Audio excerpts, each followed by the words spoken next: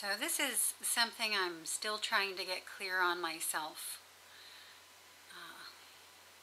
How Kundalini and astral travel and lucid dreaming and out-of-body experiences are related.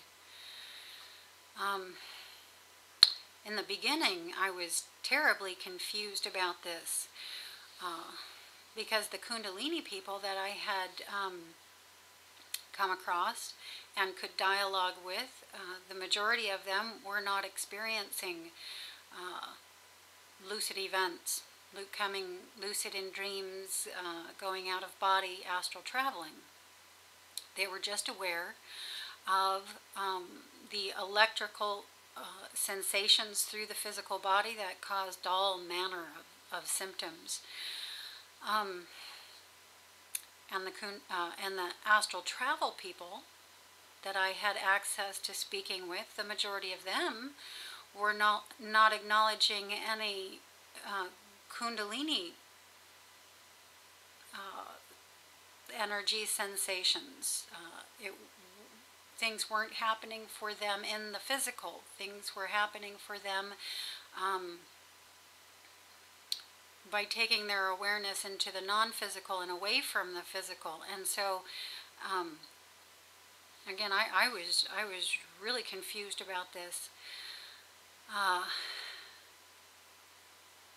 I'm still not totally clear, but there are some things that have happened that are, at least bringing some clarity through, at least in regard to my own experience, which is, I guess, all I have anyway.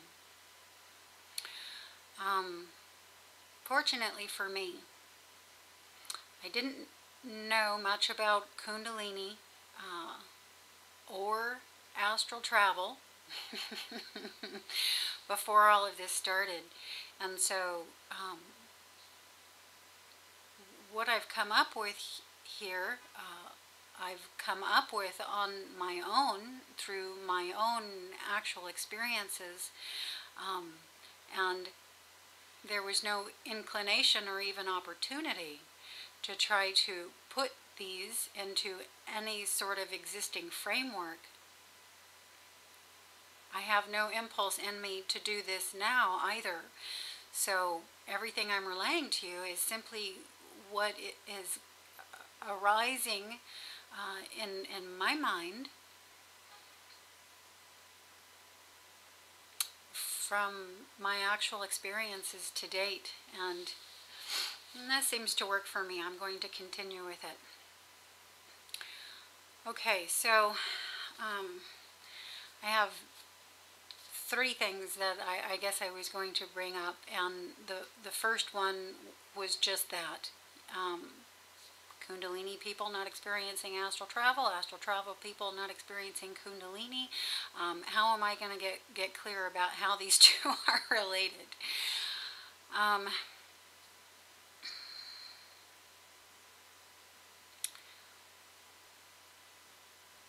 The one thing that I was super curious about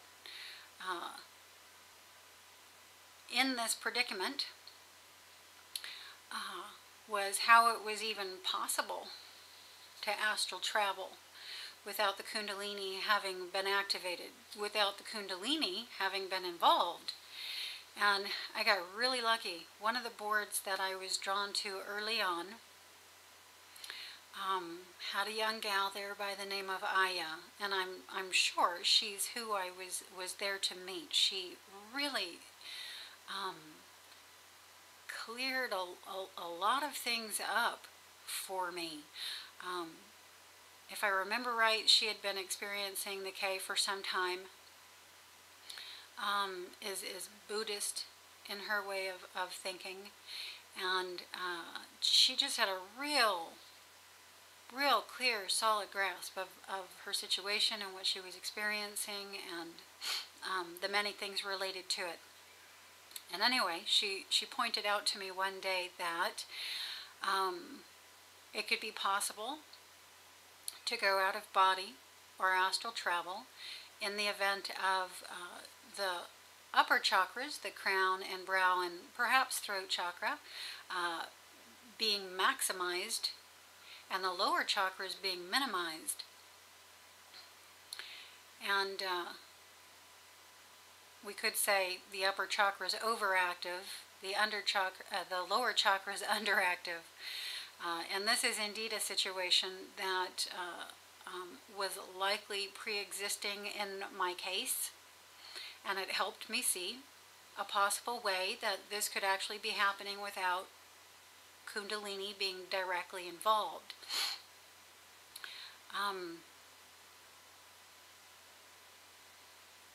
That helped me a lot, and it helped me go on to see more, because now I was curious, or even doubting,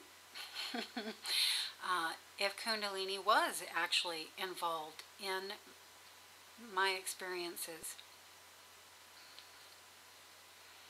So what I started doing was just paying very focused attention to the phenomena I was experiencing. Energy sensations, vibratory phenomena, changes in my vision, hearing, etc., etc.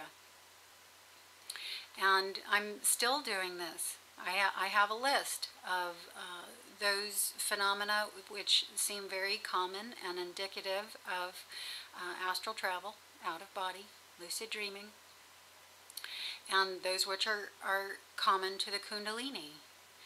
And I have phenomena on both sides of the list. I have phenomena on the Kundalini side that the astral travel people don't seem to generally experience, and same with the other side. And so it's rather clear to me that these both, Kundalini and astral travel, are related and indicative to me in my experience.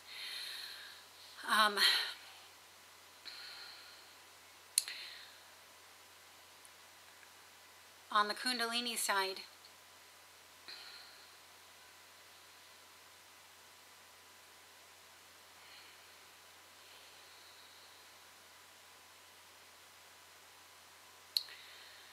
there are electrical currents of energy that run through my body that light up the area at my pelvic floor and amount to what I would relate to you as an insane need to have sex. It's definitely not related to the astral travel people and what they experience when going out of body and traveling. Also, there are very large, very obvious changes to my vision. Right here, in my daytime reality, it has just become increasingly more easy and effortless for me to just see things that most people do not see. I can see space. I can see the tiny particles that compose space. I can even look into one of those individual particles and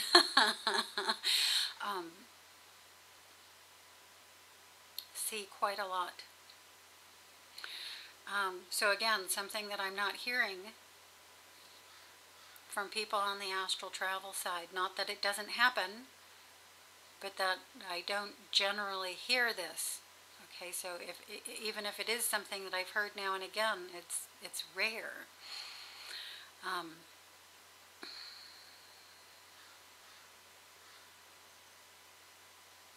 Intense mind-body realizations during the day.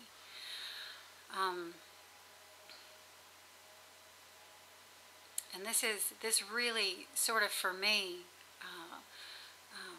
punches out the relation between the Kundalini and going out of body, astral traveling, just going into the non-physical. um, during the day. The one particular realization, it's the general one. There's some detailed ones within this, but this is the very broad scheme of the realization.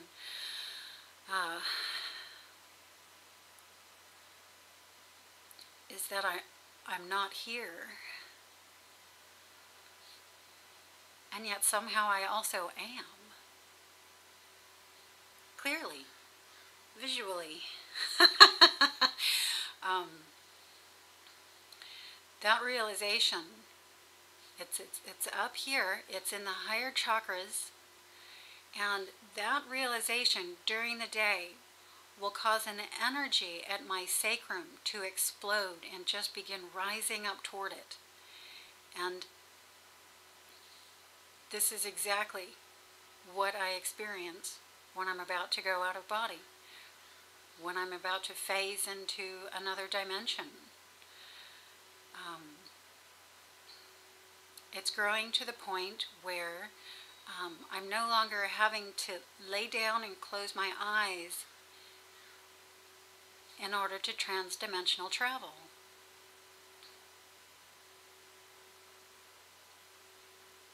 Just this very clear mind, full body realization. Does it? I'm not here. And somehow I am, visually. It's so cool.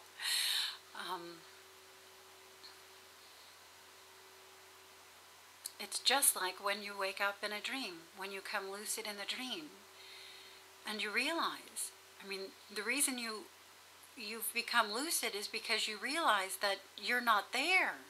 You're in bed still, and yet you're here too. It's just like this. But it happens from the wake state during the day, while you're doing whatever you're doing, standing there, washing the dishes, whatever you're doing.